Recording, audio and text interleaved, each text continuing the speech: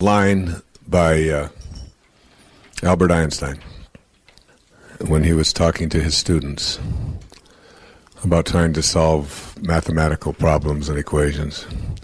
He said, "You can't ever solve a problem with the same mind that created it." It's what they call sometimes in management circles thinking outside of the dots or outside of the box. Getting out of your comfort zone. Getting out of looking at things the way you've always looked at them. And having a different kind of an awareness. I came across this quote not too long ago. "Moving away the clouds does not make the sunshine. It merely reveals what was hidden all along." The sunshine, the sun is always there. And you don't make it shine by just taking things away. There's something inside all of us that is hidden. And it's the ability to, I call it rewriting our agreement with reality. It requires a new kind of awareness, a willingness, if you will, to see yourself as potentially capable of virtually anything. I've always loved the observation from the New Testament of Jesus, that even the least among you can do all that I have done and even greater things. That within each and every one of us there is this ability to be healers. There's this ability to be able to manifest and attract anything into our lives that we put our attention on. There's this ability to live at such a high level of consciousness that we can transcend our bodies. My internal wiring has always been one of whatever it is that I've got in my life as a problem, that I have to take responsibility for it, but I also have the capacity to be able to change it. And not only to change around what it is that is not working for me, but also to change around what I have been attracting into my life. I think it begins with this whole idea of being inspired. I've always liked that word, inspired, inspiration, because its origin is in spirit. And then the opposite word is being informed. And so when you're in form, in the physical world, when you're in form, you get information. You get lots of information. And this is what we call the information age, right? So there's no shortage of information. They say that on a little chip the size of your thumbnail, we can put the names and addresses of everybody in the United States and Canada on a little chip the size of your thumbnail. That's really more information, I think, than we need. What we are doing is we are moving from the age of information to the age of inspiration, I believe. And as we move into the age of inspiration, where collectively mankind is beginning to have a collective capacity to be able to think thoughts which empower us rather than which weaken us, which, according to Hawkins' research, up until about 1985 or 1986, collectively, mankind's collective thoughts always produced that which weakens us. And now, in the last few years, we have moved above the level where man's collective consciousness is at least at a place where collectively we are empowering ourselves rather than using force. And as we move into the world of inspiration, we have to understand what that means. And Patanjali had a wonderful observation. I wrote about it in Wisdom of the Ages. He said, when you are inspired, that is, in spirit, and remember, it is in the world of spirit, it is in the world of thoughts where we change, where we go to the place where we create anything we want for ourselves in our lives. So that remembering here, the theme is that you can't solve any problem that you might have in your life with the same mind that created it. So you're moving into a place now called spirit. That which is seen hath not come from that which doth appear. We're moving into the world of the invisible now. When you are inspired, and think about the moments in your life when you've had the most inspiration, inspirado. You lose any touch of fatigue. I have gone and been inspired at moments in my life when I have written for almost 24 straight hours without stopping, without eating, without thinking about sleep. I just got into one of those modes, what we call a zone sometimes, where everything just flowed. When you are in that place, you transcend everything. And you don't worry about whether people are going to call you or not call you. You don't worry about your children. You don't worry about being sick. You don't think about the cold that you might have. You don't think about being tired and how much sleep you'll need. When you're inspired, you're in spirit. When you're in spirit, you're connected to your source. And now what you're doing is you're moving out of the mindset of inform or information, which is where all problems occur in the world of the physical, and you're shifting into the world of spirit. Now, I'm in a 72-year-old body today. I remember being in a 20-year-old body, and in a 30-year-old body, and a 40-year-old body, and you can't find one cell of the body that I was in when I was 20 years old, 50 years ago. There's not one cell left. You go out there and I can't find it. It had all kinds of flowing stuff coming out of my head, and it's like it's gone. You're not doing anything. You're just being done. That's one of the things that the Tao says, that the Tao is just another term for God. The Tao does nothing. It leaves nothing undone. It leaves nothing undone. Makes the planets stay in alignment, the sun comes out, the oceans are filled, life goes on, fish reproduce themselves, roses show up, and there's nobody out there doing anything. It does nothing. So the question of who we are is can't be answered in physical terms, and it can't be answered with the senses.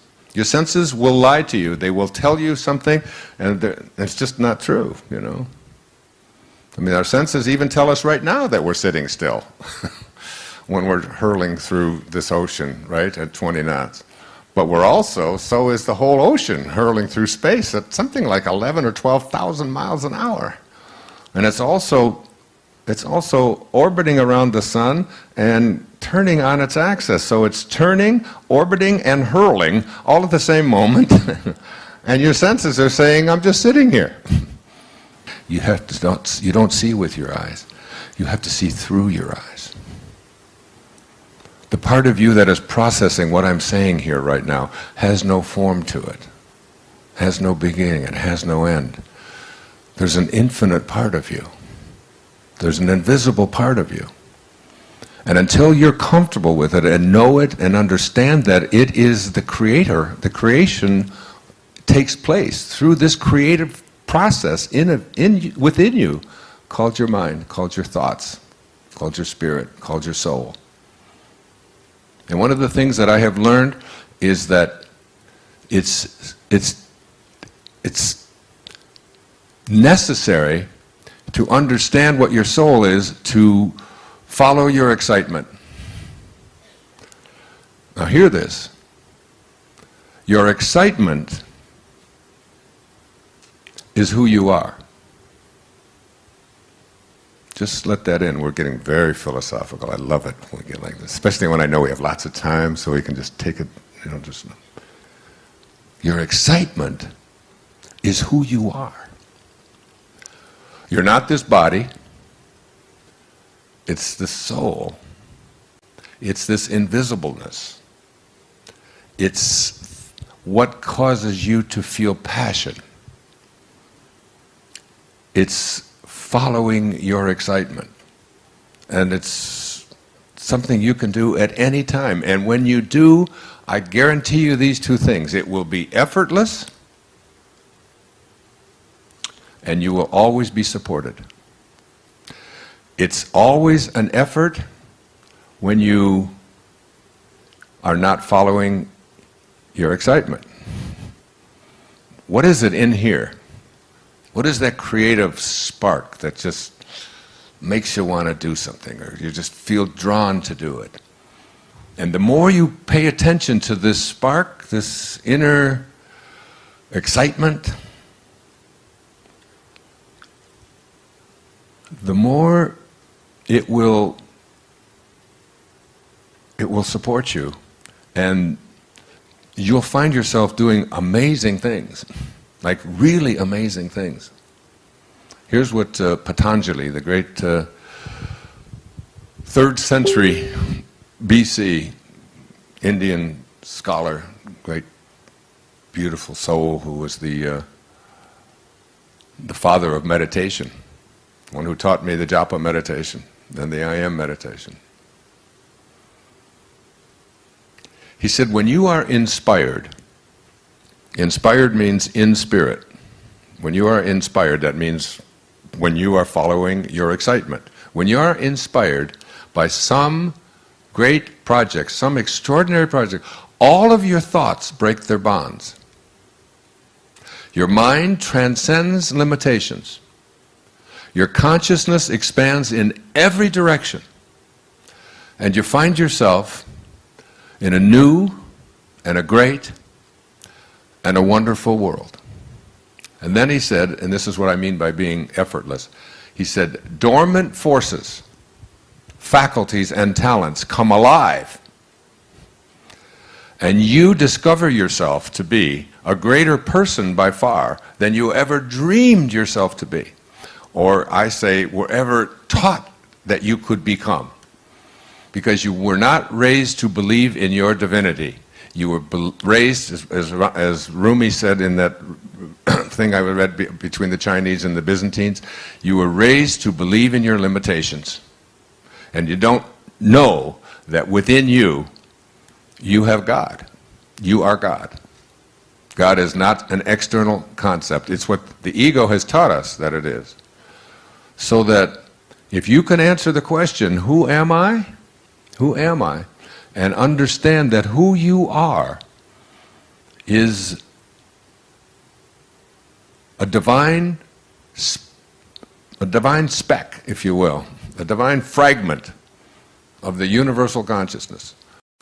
And that allowing is a great substitute for doing, and trusting, and knowing that when you align yourself in the way that I'm asking you to align yourself here today as I speak to you about meaning, when you align yourself this way and begin to trust in what Lao Tzu called your original nature, and when you understand your original nature and you return to it, basically that's all you're ever doing. Even with all of the medical practitioners that are out there, basically they're really trying to help you to return to your original nature, your nature of well-being. There's not a doctor on this planet that can heal anybody, and they will all tell you that the body is the hero. It is not any medicines or any surgeries or anything out there that is what's doing it. That healing is this most magical thing. It's like the wind, you know. It's just, you can't get a hold of it, you can't see it, you can't touch it, you can't grasp it, and all you can do is just watch the results, watch the effects of it. You cut your hand, and it bleeds, and you just watch it. And all of a sudden, things start happening inside of your body, and red blood cells head towards that direction, and white blood cells start doing this, and all kinds of things begin happening, not just there, but in your heart, and in your lymph system, and in your elimination system, and then your neurological system. It all starts working together, and it starts sending things to it, and such a scab forms, and then the scab dries up, and then there's a scar, and then things start. Nobody's done anything. What is there to do? It's part of the magic of allowing, of just getting out of the way, and not trying to do too much interfering. Yeah, if there's something in there that you have to take out, you take it out gently, but you don't fill yourself with chemicals and things that the body is going to just have to process and have difficulty with as well. This is from Abraham Heschel in a wonderful book called Man is Not Alone. I loved it.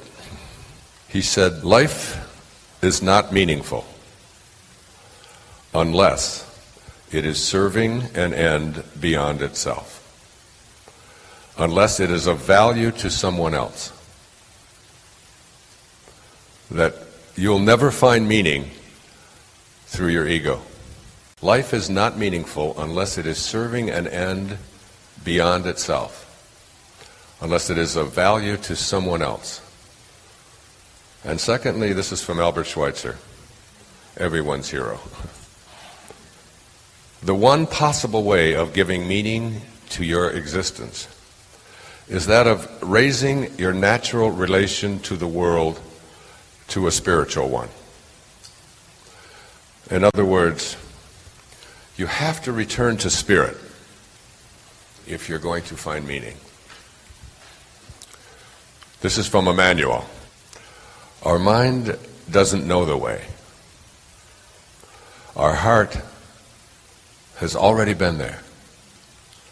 And our soul never left. Welcome home. Isn't that good? Our mind doesn't know the way, our heart has already been there, and our soul never left. And this is what I wrote. Having arrived home, each breath we take is an expression of our life's purpose. We no longer struggle to win, to gain the approval of others, to meet expectations others had for us, to acquire, to achieve, to hoard, or to fulfill someone else's idea of our dharma. We let go of conflict, certainty, being right, fighting, dominating, vanquishing, and feeling superior. All of this ego stuff loses its power and attraction when we arrive home where meaning and purpose welcome us. We are home. From our home is where we began. You got to know that that's our home. That was our beginning. Ambition, all the way away from our home, to take on a false self, a reverse, and all of the signs of coming back, returning home. And now we're home. And this is where meaning begins to be the dominant force in your life. It begins to be the all. And those around you or in your life and those you encounter who would try to take you away from your meaning no longer even become obstacles to you. They become, in the Tao it says, a good man is a bad man's teacher, and a bad man is a good man's job. They become your job. They no longer become someone who annoys you and finds fault with you. If they do find fault with you, you're immune to it. As Maslow used to say, learn these two things and you're self-actualized. Become independent of the good opinion of other people and detach yourself from outcome. In other words, do what you do because it is your calling. More conscious of your divinity, just conscious of your divinity, that you have the power to negotiate the presence of this energy to do incredible things for yourself. But there are three things you have to do. The first is you have to have what I call recognition of this force. And recognition of this force is nothing more than simply saying to yourself, I am open to the idea that there is a force that is greater than I am, to which I am always connected, that is everywhere at once, and no place that it is not. And I would like to just say that it is available to me. You don't have to have proof of it. You don't have to have anybody confirm it. It is just simply an awareness that it exists.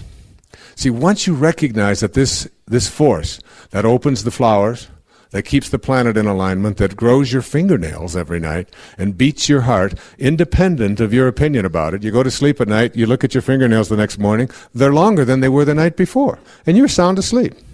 Not only that, but whatever force it was that grew yours, grew the person next to yours, and grew the people across the oceans as well. There's a force that's growing everybody's fingernails, whether they like it or not, and growing their hair, well, most of them. And beating their hearts and circulating their food and opening the flowers and turning, acorns into oak trees and turning embryos into human beings. There's a force. There's something. I can't see it. I don't know what it is. I recognize it. If you recognize it and that there's no place that it's not, the beauty of that is that it's also then in everything that you would like to attract into your life. And here you've just taken one step towards diminishing the role of the ego in your life. If you can recognize that there is a power in the universe that is that is part of you. If there's no place that it is not, then it has to be in you. And if it is in you, and there's no place that it's not, it also has to be in whatever you'd like to attract into your life.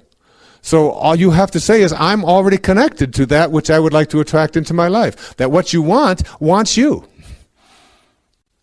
All you have to do is somehow figure out a way to realign your inner intention and recognize I am not separate from it, I am connected to it, it just hasn't shown up in my space yet. But I'm already connected to it. That's a very powerful insight. That's why people at higher levels of consciousness can manifest, because there's no delay between what they put in their attention on and having it show up. That's why the gift of fish and loaves is the ability to see hungry people and to think food, and it shows up. And even the least among you can do all that I have done. It's all within you to be able to do that. So that shifting takes place first and foremost with the recognition that there is a force, there is a power. That's how you treasure your divinity. The second thing that you do is what I call realization. And realization is the time in your life when you stop telling yourself that I believe this or don't believe this on the basis of what somebody else says or does. It comes from my own personal direct experience. It's the only thing I will rely upon. I will not rely upon the written word. I will not rely upon the spoken word. I will not rely upon someone else out there telling me that this is what God is or how it works. I will rely upon the realization of it through my own direct conscious experience. And I will not try to persuade anybody else. I will not listen to or argue with anybody about whether it's real or not real, whether it works or doesn't work. I know it. Be still and know. And you have that knowing, and the realization is there, and you trust in that realization. I trust in my own experience. I've had it.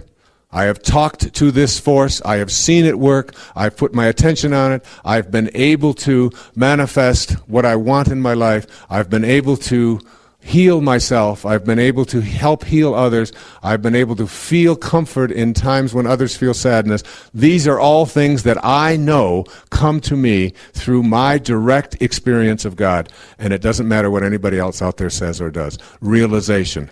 I now realize it and trust in that. That's the second step. And the third I call reverence. And reverence is where you begin to have a daily commune with this power, with this force. That you are not only aware of it, but you are communing quietly with it. You're communing quietly with it.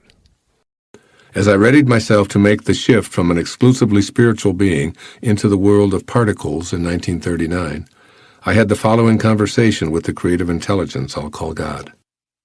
God, what would you like to accomplish on this journey you're about to undertake? Me, I'd like to teach self-reliance, compassion, and forgiveness. God, are you certain that this is what you wish to dedicate this entire lifetime to? Me, yes, I can see the need even more clearly now. God, well then I think we'd better put your little ass into a series of foster homes and have you stay there for a decade or so, where you'll learn to experience relying upon yourself, and we'll remove your parents so that you won't be dissuaded from your mission.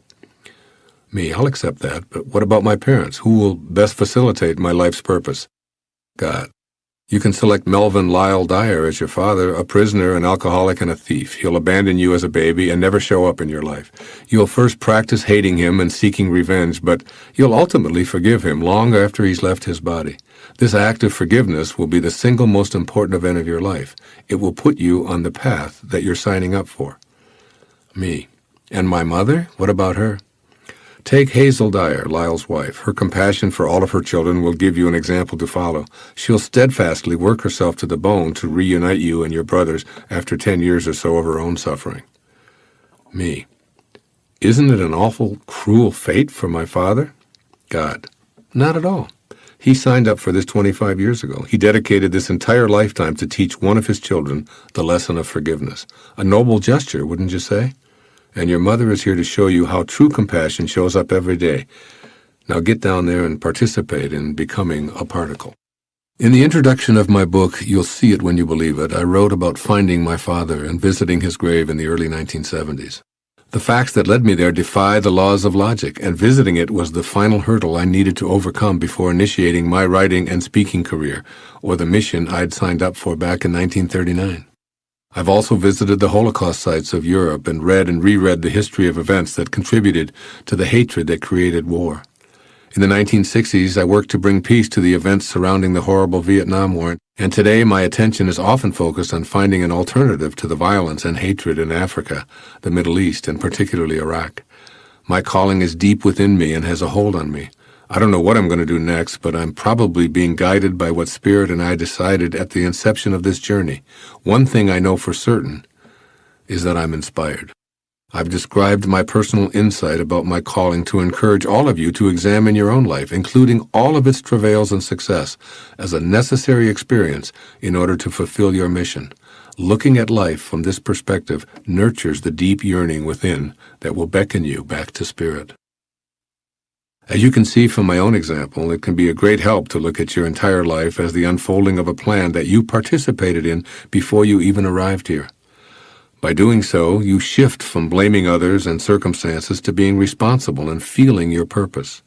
Whatever shows up in your life then becomes a part of the perfection of this plan. When everything you experience seems unwelcome, for instance, you can search for what you gain from the apparent obstacles. If we can remember that we're responsible for what we're attracting, we can then eliminate the negative energy we wallow in. If what we desire is to be inspired and feel joy, but the opposite keeps showing up, rather than cursing fate, we can view ourselves as simply being out of creative vibrational alignment. We can shift our vibrations in the form of thoughts to those that are more harmonious with our desires, and we can then begin to take the small steps necessary for our inspiration to be sensed. Source energy will cooperate with us when we seek it energetically. Moreover, we can begin to reassess our lives for misaligned attractions and imagined bad luck. When we feel peaceful within ourselves, we begin to attract more of the peace we desire because we're functioning from a spiritual place of peace. When we engage Spirit, we regain the power of our ultimate source. Regardless of what goes on in the world of form, inside of ourselves, we'd still be living in spirit. For example, a beggar on a street corner may have agreed to come into this world of boundaries to teach and generate the awareness that leads to more compassion in this world, or even to teach a single person, perhaps you, to become more compassionate. In an infinite universe, there's no time restrictions on how many lifetimes we get. With an infinity before us, spending one lifetime teaching compassion doesn't seem so outrageous. When we feel peaceful within, we begin to attract more of the peace we desire because we're functioning from a spiritual place of peace. When we engage spirit, we regain the power of our ultimate source. An inspirational attitude is less judgmental and more appreciative, with a keen eye for how God or source energy manifests. And remember, source can't be removed from what it creates. Everyone and everything contains God or the source, so be on the lookout for the God force in every living thing. Explore how this force has delivered to us many blessings in disguise. We came from a world of pure spirit and allowed that source to take over without any interference or questioning on our part. As long as we were in spirit, our source materialized in a multitude of ways to handle everything for us. Then, almost immediately after our birth into form, we initiated a program to deny spirit and emphasize the ego. But now, as you listen to these words, you're on the threshold of dropping ego identity and returning to a life where inspiration awaits you.